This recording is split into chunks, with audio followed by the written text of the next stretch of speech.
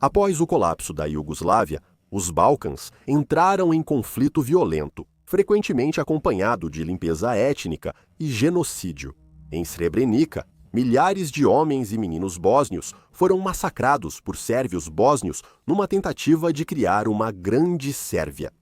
No vídeo de hoje, vamos analisar como uma guerra tão complexa e violenta pôde acontecer, o que aconteceu com tantas pessoas e as consequências para os responsáveis. Talvez seja útil começar com uma descrição da dissolução da República Federal Socialista da Iugoslávia em 1992. A Iugoslávia era incrivelmente diversa, com 2 alfabetos, 5 religiões principais e 6 estados federais, que formavam um todo.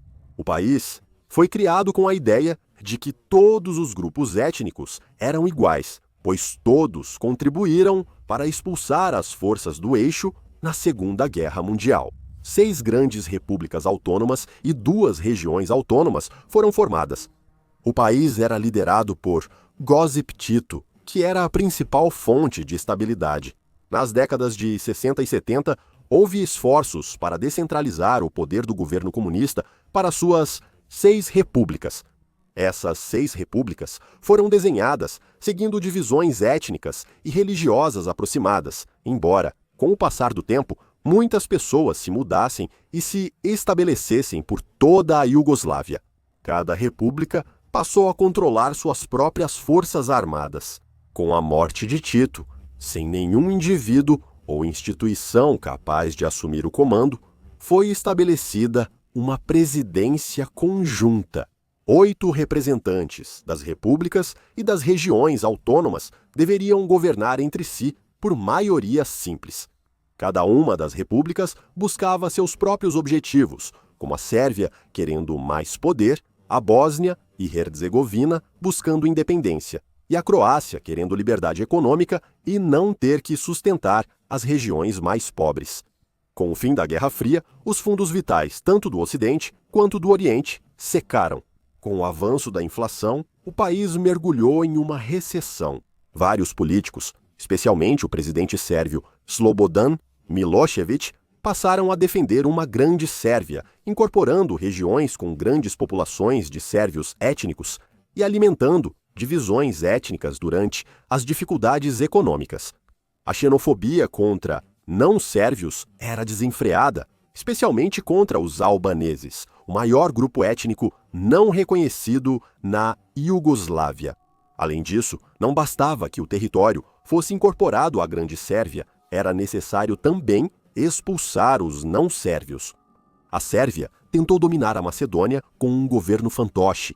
Como as 2 regiões autônomas de Kosovo e Volodínia estavam dentro das fronteiras sérvias, os interesses sérvios eram promovidos pela presidência conjunta. Outras repúblicas buscaram se separar da Iugoslávia, com Croácia, Macedônia e Eslovênia realizando referendos de independência em 1991 que foram aceitos. Quando os referendos croata e esloveno foram aprovados em 1991, as Forças Armadas da Sérvia lançaram ataques contra ambos os países recém-formados, enquanto grupos paramilitares sérvios atuavam junto com o exército sérvio. O conflito na Eslovênia durou 10 dias. Já a guerra na Croácia foi até 1995. No contexto da dissolução da Iugoslávia, a República da Bósnia e Herzegovina buscou sua independência. A República Socialista da Bósnia e Herzegovina era multiétnica, formada por 3 principais grupos étnicos. Eram os muçulmanos bósnios, 44% da população, os sérvios ortodoxos, 31%, e os croatas católicos, 17%. No dia 15 de outubro de 1991, a República declarou independência. No referendo de independência, em 29 de fevereiro de 1992, muitos sérvios bósnios boicotaram e o resultado favoreceu a independência. Políticos sérvios étnicos já haviam se separado do governo de coalizão e tentaram criar seu próprio enclave, formando o que ficaria conhecido como República de Srpska, liderada por Radovin Karadzic enquanto o Partido União Democrática Croata tentou criar uma região semelhante chamada República Croata da Herzegovina. Como esses estados dentro do estado não foram aprovados pelo governo bósnio, havia o risco de novos conflitos devido a ameaças percebidas aos grupos étnicos dentro deles. Apesar do conflito crescente, a Bósnia e Herzegovina foi reconhecida internacionalmente como um estado soberano, enquanto Croácia e Sérvia conspiraram para dividir o novo país com o objetivo de criar uma grande Croácia e uma grande Sérvia. Nos meses após a declaração de independência da Bósnia e Herzegovina, grupos paramilitares sérvios da Bósnia entraram em ação, enquanto o governo sérvio enviou seu exército de fato, o Exército Popular Iugoslavo. Esse exército foi renomeado como Exército da República Srpska. Essa força teria grande sucesso em tomar grandes áreas da Bósnia e Herzegovina. Sempre que o exército avançava, os sérvios bósnios faziam limpeza étnica contra bósnios muçulmanos e croatas nas áreas conquistadas. O episódio mais infame de limpeza étnica foi o massacre de Srebrenica, em julho de 1995. Em 1995, a guerra nos Balcãs já durava 4 anos. Grã-Bretanha, França e Estados Unidos pressionaram pelo fim do conflito. Poucos apoiavam envolvimento militar significativo. Milhares de refugiados haviam fugido das limpezas étnicas, muitos chegando ao que eram chamados de 3 enclaves de segurança. Esses eram Gorizda, Jepa e Srebrenica.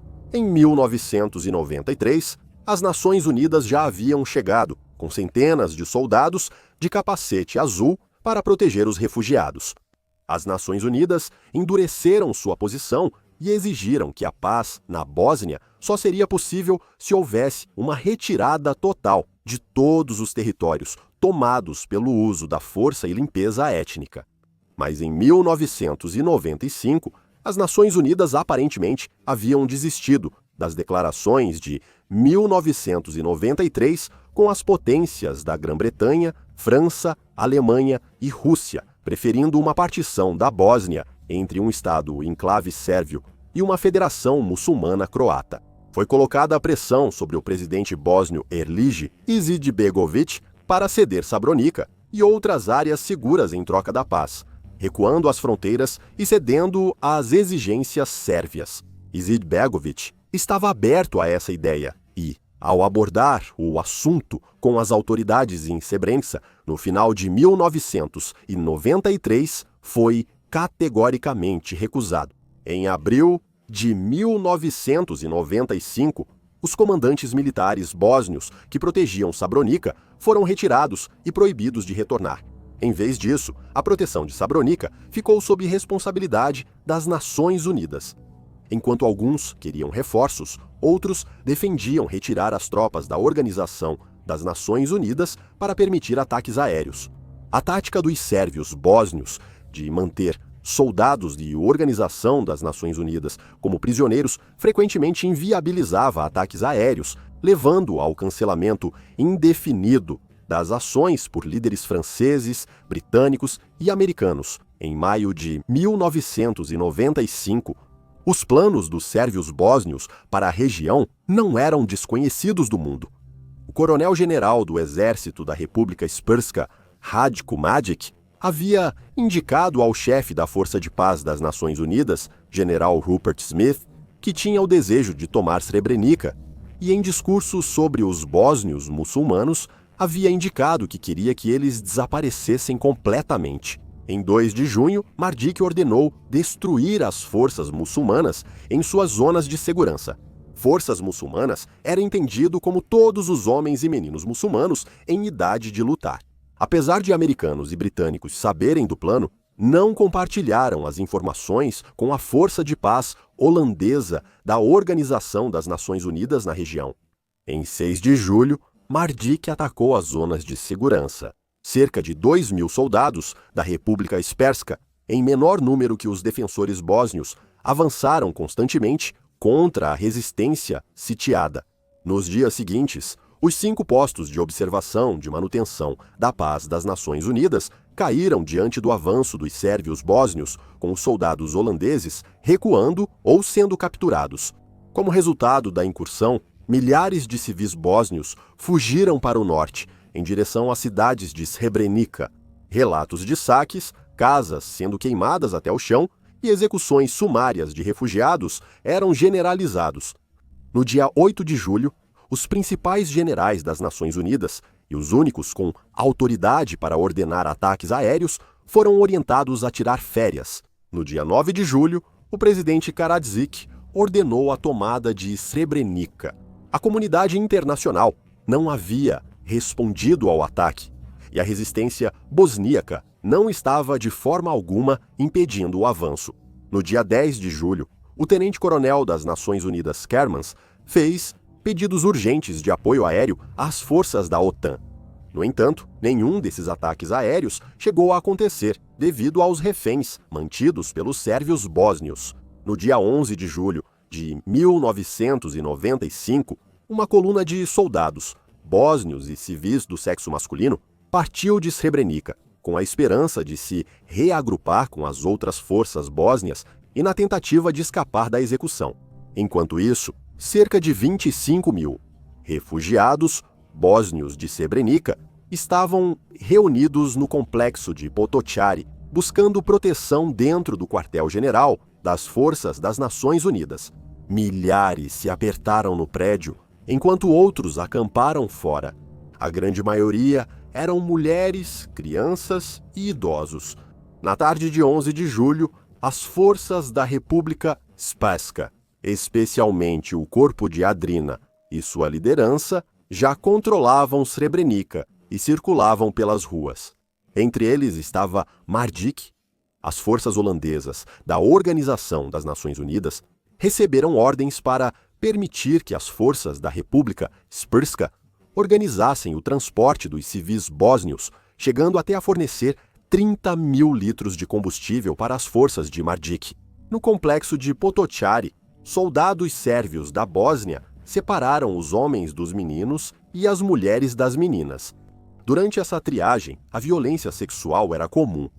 Muitas vezes, familiares eram forçados a ver seus entes queridos sendo agredidos. De acordo com Fatima, de 14 anos, eu fui o primeiro da fila. Um soldado se aproximou e gritou para mim: "Você, venha aqui!" Eu nem percebi que ele estava me chamando. Então, ele fez meu pai vir e ficar na minha frente. Só quando vi as lágrimas nos olhos do meu pai que entendi o que estava prestes a acontecer. Eles iam me levar e queriam que ele visse. Eles me levaram para a floresta com as mãos para cima. Eu vi muitos soldados sérvios que usavam máscaras grossas feitas de meias. Eles não queriam que seus rostos fossem vistos. Execuções sumárias foram realizadas no meio das multidões. E grande parte dessas execuções era testemunhada pelos soldados holandeses da Organização das Nações Unidas e, mesmo quando esses eventos eram relatados aos observadores da Organização das Nações Unidas, pouco podia ser feito ou seria feito para impedir os assassinatos. Mulheres e meninas foram levadas de ônibus para áreas ao norte, sob controle muçulmano. Apesar de relatos de alguns ônibus levados para áreas sérvias, os homens retirados de Potocari tiveram todos os pertences, inclusive documentos de identidade, confiscados e jogados em uma pilha. Após a partida do último ônibus com prisioneiros, os pertences foram queimados diante dos soldados da Organização das Nações Unidas, contradizendo as garantias de que homens e meninos seriam triados para identificar criminosos de guerra. Os homens e meninos separados jamais seriam vistos novamente. Havia um plano deliberado para capturar todos os homens bósnios, independentemente de serem ou não de idade militar. Crianças pequenas e homens idosos teriam o mesmo destino dos em idade militar. Ônibus cheios de homens e meninos eram enviados para locais designados, fosse um campo de futebol local, armazéns abandonados ou campos. Esses lugares serviriam como locais de detenção para os cativos. O tratamento nesses locais era ruim, com pouca comida ou água disponível. Os grupos eram levados, tinham seus sapatos e parte das roupas retirados, tinham as mãos amarradas para trás e eram transportados para os locais de execução. Homens e meninos desses grupos eram alinhados e metralhados. Sobreviventes eram procurados e, se achados, baleados novamente. Em seguida, escavadeiras eram usadas para empilhar os corpos em valas comuns. Esse processo se repetia durante o dia. Houve até relatos de soldados sérvios pedindo aos seus oficiais para sentar e descansar, exaustos do massacre constante de civis. Um dos poucos a sobreviver aos campos de extermínio, Mevludin Orish, lembrou o seguinte: "Eu simplesmente me joguei no chão. Meu sobrinho estremeceu e morreu em cima de mim. Quando eles terminaram de atirar, foram buscar outros grupos. Eles traziam mais grupos de homens. Eu ouvia choros e súplicas, mas continuavam atirando. Isso continuou o dia todo." As forças sérvias estavam ansiosas para localizar a coluna de soldados e civis que tentava escapar da área, com autoridades alegando que esses eram os piores elementos criminosos bósnios. A coluna se dividiria em duas após ataques de artilharia e enfrentaria as forças da República Srpska no dia 11 de julho. Trocas de tiros começaram enquanto os bósnios tentavam evitar a captura e continuar sua fuga. Com o tempo, centenas foram capturados. Muitos receberam promessas de tratamento justo ou de troca de prisioneiros. Alguns bósnios chegaram até a ser convencidos a gritar para que seus companheiros se rendessem. Em algumas situações, soldados sérvios, usando veículos e uniformes retirados do quartel-general da Organização das Nações Unidas, fingiram ser soldados das Nações Unidas. Entre os dias 12 e 22 de julho, apenas algumas centenas de soldados e civis bósnios conseguiram escapar da região. Enquanto isso, as forças sérvias começaram a limpar e encobrir os massacres que haviam ocorrido. Prédios foram destruídos pelo fogo e os corpos enterrados de novo. Ao todo, mais de 8.300 pessoas foram massacradas, numa tentativa de limpar a região para a ocupação sérvia livre de muçulmanos. É difícil contestar que o que aconteceu em Srebrenica foi realmente um genocídio, desde os assassinatos até as deportações forçadas. Após Srebrenica, zonas de segurança foram atacadas, com forças sérvias tomando Gizepa e tentando tomar Gorizdu, mas sem repetir os massacres. Os homens em Gizepa já tinham fugido dali há muito tempo, enquanto em Gorizde, os reforços bósnios ajudaram a evitar um massacre. Mas neste ponto, a comunidade internacional já não estava mais disposta a ceder terreno aos sérvios da Bósnia. Gorazde marcou o limite, com a Operação Força Deliberada iniciando em 30 de agosto de 1995. Ataques aéreos destruíram o poder militar e a ameaça de uma grande Sérvia, enquanto cerca de 60.000 soldados da Organização das Nações Unidas foram enviados para impor os Acordos de Paz de Dayton. Os acordos foram apressadamente aceitos pelos sérvios diante de uma resposta internacional forte, embora um pouco tardia. Devido à escala das atrocidades e crimes de guerra cometidos por todas as partes envolvidas na Guerra da Iugoslávia, foi criado um Tribunal Criminal Internacional dedicado. O Tribunal Penal Internacional para a ex-Iugoslávia examinaria os crimes cometidos na região desde 1991. Em 24 de julho de 1995, Mladić foi acusado de inúmeros crimes. Entre eles estava seu papel na condução do genocídio de Srebrenica. No entanto, ele conseguiria escapar das autoridades por algum tempo, sendo preso apenas em maio de 2011. Ele acabou sendo condenado em 2017 por crimes que incluíam genocídio e violações das leis de guerra. Como oficial militar com o comando geral, Mladić foi considerado pessoalmente responsável pelo genocídio em Srebrenica. Ele recebeu prisão perpétua. Embora o genocídio de Srebrenica tenha ocorrido durante um conflito incrivelmente complexo e caótico, ainda assim é possível traçar semelhanças com muitos dos genocídios e massacres ao longo da história. Mais uma vez, instabilidade econômica e a atribuição de culpa a um grupo considerado como o outro. Tensões históricas e violência marcaram o conflito, com milhares deslocados e mortos na busca por uma grande Sérvia etnicamente pura. Srebrenica é uma parte do conflito geral, mas permanece infame devido à violência empregada. A Europa não tinha visto um genocídio em seu solo desde o Holocausto, e ainda assim, os massacres na Bósnia eram de muitas maneiras resquícios dessa época. As cicatrizes da violência da primeira metade do século XX nunca se curaram de verdade, e durante as guerras da Bósnia, o sangue voltou a correr. Os links para relatos de testemunhas sobre os horrores cometidos estarão na descrição, e eu convido todos vocês a reservarem um tempo para ouvi-los.